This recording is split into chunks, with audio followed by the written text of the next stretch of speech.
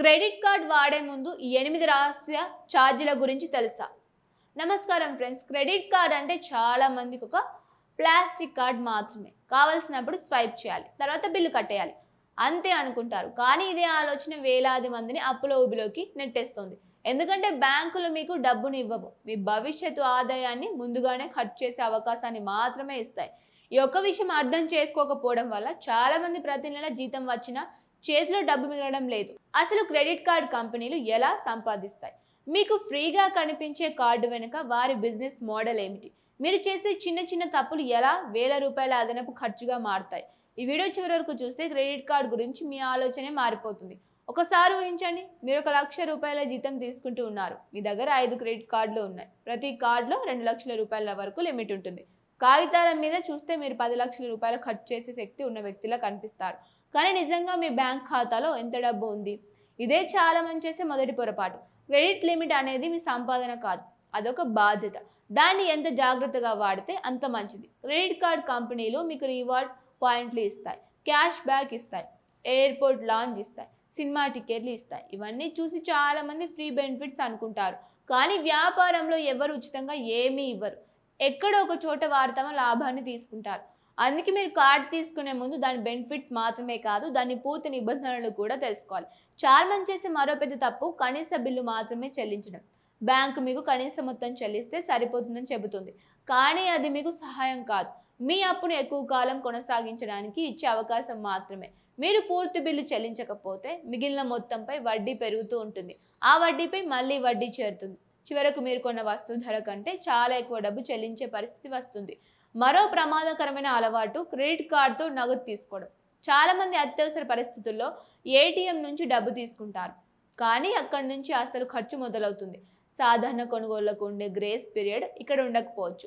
వెంటనే అదనపు ఖర్చులు ప్రారంభమవుతాయి. అందుకే అత్యవసరం కాకపోతే క్రెడిట్ కార్డు నగదు కోసం ఉపయోగించుకోవడమే మంచిది.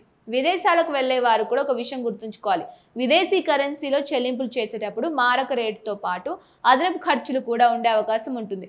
అందుకే ప్రయాణానికి ముందు మీ కార్డ్ అంతర్జాతీయ లావాదేవీల నిబంధనలను తెలుసుకోవాలి. లేదంటే ట్రిప్ ముగిసిన తర్వాత బిల్లు చూసి ఆశ్చర్యపోవాల్సి వస్తుంది. ఇంకో విషయం, చాలా మంది ఆఫర్లు చూసి అవసరం లేకపోయినా కొనుగోలు చేస్తారు. ఈ రోజు కొనండి, రేపు చెల్లించండి, 3 నెలలు వడ్డీ లేదు. ఇలాంటి మాటలు వినగానే చాలా మంది ఆకర్షితులవుతూ ఉంటారు. కానీ ఒక ప్రశ్న మీరే మీకు వేసుకోండి, నిజంగా ఆ వస్తువు అవసరమా, లేక ఆఫర్ చూసి కొంటున్నానా? ఈ ఒక్క ప్రశ్న మీకు వేల రూపాయలని ఆదా చేస్తుంది.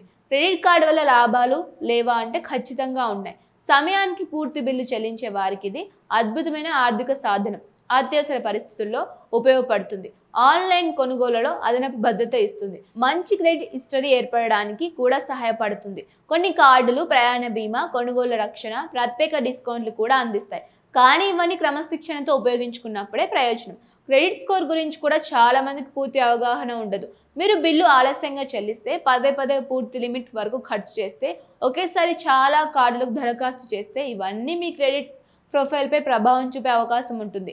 భవిష్యత్తులో హోమ్ లోన్ లేదా కార్ లోన్ తీసుకునేటప్పుడు ఇది చరిత్ర మీకు ఉపయోగపడుతూ ఉంటుంది, లేదా ఇబ్బందిని కూడా కలిగిస్తూ ఉంటుంది.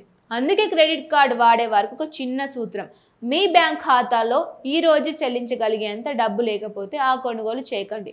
క్రెడిట్ కార్డును అదనపు జీతంలా కాకుండా చెల్లింపుల సౌకర్యంగా చూడండి. అప్పుడు అది మీకు ఉపయోగపడుతుంది.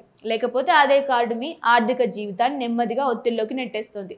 చివరిగా ఒక విషయం, క్రెడిట్ కార్డ్ మంచి సాధనమా చెడు సాధనమా అనే ప్రశ్నకు ఒకే సమాధానం ఉండదు.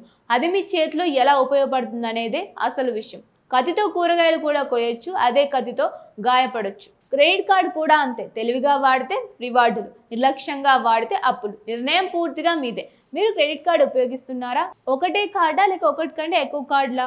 వాటితో మీకు ఎదురైన మంచి లేదా చెడు అనుభవం ఏమిటి?